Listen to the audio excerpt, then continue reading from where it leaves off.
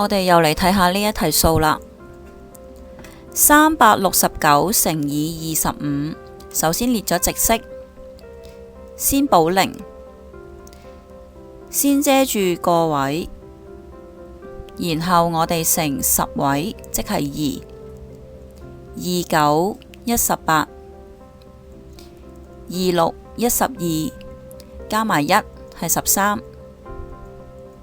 13，23得6，加埋1係7。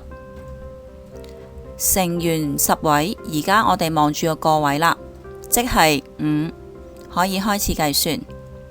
5 9 45，56得30，加進位嘅4係34。53 15，加進位嘅3係18。將呢兩個積相加，答案就係9225啦。